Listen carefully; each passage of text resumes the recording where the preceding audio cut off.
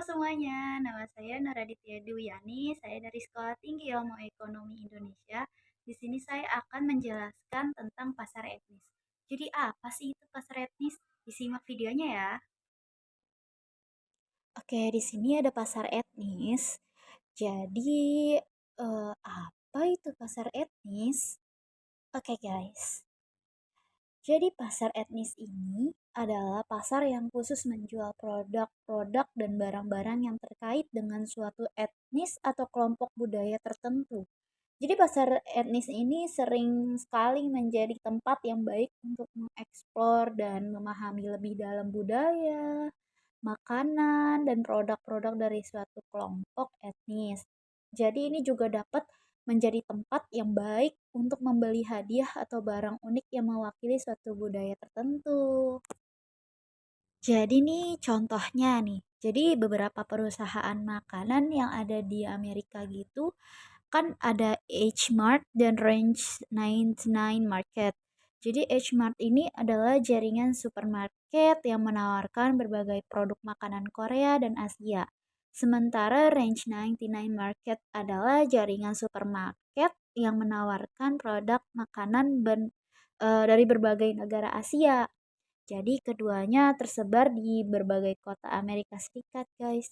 Tapi pemasar harus berhati-hati juga untuk tidak melakukan generalisasi secara berlebihan. Kata Mitch Benta menekankan bahwa 5 kelompok Asia Amerika memiliki karakteristik pasar spesifik mereka sendiri. Jadi berbicara dalam bahasa yang berbeda, mengkonsumsi makanan yang berbeda, memperhatikan agama yang berbeda, dan mempresentasikan budaya nasional yang sangat berbeda. Dan juga ada nih contoh contoh pasar etnis yang ada di Indonesia. Ada sedikit contohnya, saya kasih contoh satu. Jadi pasar etnis yang di Indonesia itu terdapat pasar baru yang ada di Jakarta. Jadi baru ini terkenal sebagai pusat perbelanjaan yang menawarkan berbagai barang dan berbagai etnis, guys. Termaksud apa? Termasuk tekstil, pakaian, minuman juga ada, dan makanan. Yang makanan sih yang lebih banyak sepertinya. Setelah contoh, ada hal apa yang harus diperhatikan dalam pasar etnis. Jadi dalam suatu negara ini hampir tidak mungkin semuanya terdiri dari masyarakat asli dari suatu etnis, guys. Jadi biasanya dalam suatu negara ini terdapat beragam banyak etnis dan hal ini memicu adanya perbedaan kebutuhan antar satu etnis dengan etnis yang lainnya. Jadi untuk itu pemasar harus cerdik melihat peluang atau kebutuhan dari etnis yang ada di dalam suatu negara tersebut. Dan apa aja sih hal yang harus diperhatikan ini? Jadi di sini ada 3 poin yang harus diperhatikan. Yang pertama itu lingkungan sosial budaya. Jadi masyarakat ini membentuk kepercayaan, nilai, norma, dan menggambarkan sebagian besar selera dan preferensi konsumen itu masing-masing. Jadi pemasar harus memenuhi atau memahami pandangan tentang diri mereka sendiri, pandangan tentang orang lain, pandangan tentang organisasi, dan pandangan tentang masyarakat. Dan yang kedua itu ada keteguhan nilai budaya inti yang tinggi.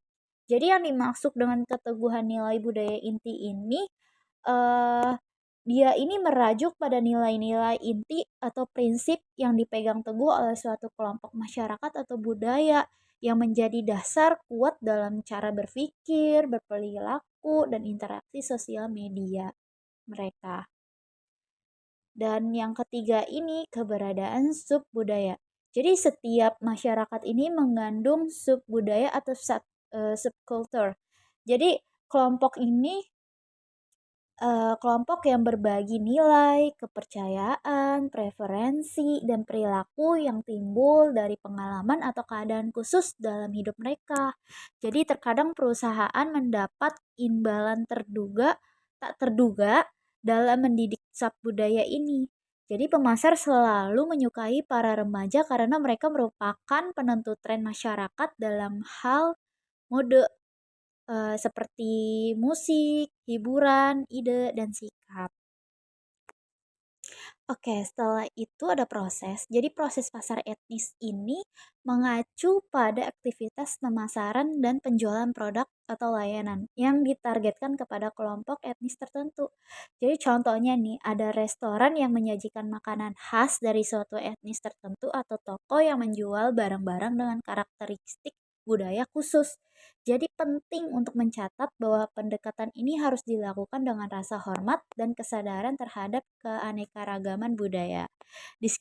Diskriminasi atau stereotip negatif tidak boleh menjadi bagian dari strategi pemasaran dalam proses pasar etnis ini, guys. Oke, ini ada daftar pusaka yang aku ambil, ada 5. Terima kasih telah menonton dan menyimak.